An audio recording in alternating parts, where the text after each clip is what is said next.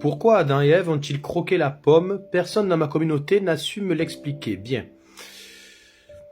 D'un point de vue biblique, et en particulier dans le livre de la Genèse, Dieu place Adam et Ève dans un merveilleux jardin. Ce jardin se nomme l'Éden. Ce lieu, en effet, permet de manger toutes sortes de fruits aussi délicieux les uns que les autres, sauf un que Dieu leur a interdit. Le souci, effectivement, c'est qu'un serpent leur fait croire que s'ils goûtent de ce fruit, ils seront puissants et n'auront plus besoin de Dieu. Tentée par le serpent, Ève goûte alors ce fruit, puis le fait goûter à Adam. Au passage d'ailleurs, j'en profite pour dire que beaucoup de mes frères chrétiens pensent que Ève est responsable d'avoir fait goûter à Adam le fruit défendu. Et depuis, mes frères chrétiens portent une vision de la femme comme tentatrice. Ce qui est bien évidemment erroné. En effet, lorsqu'un homme sait se tenir, il sait se tenir, et ce, peu importe ce qu'on lui propose. C'est d'ailleurs ça aussi, être un homme. Bref, passons.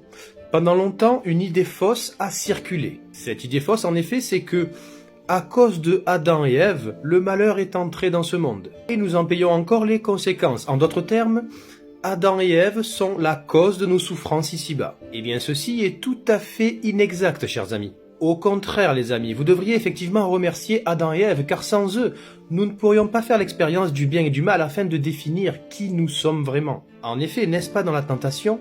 N'est-ce pas dans l'épreuve que nous pouvons exploiter notre plein potentiel de qui nous sommes vraiment, ou plutôt aussi de qui nous voulons être? Croyez-vous vraiment que Dieu ne savait pas ce qui allait se passer? Si vous dites à un enfant de ne surtout pas toucher le Kinder au chocolat qui est sur son lit, croyez-vous qu'il ne va pas le toucher?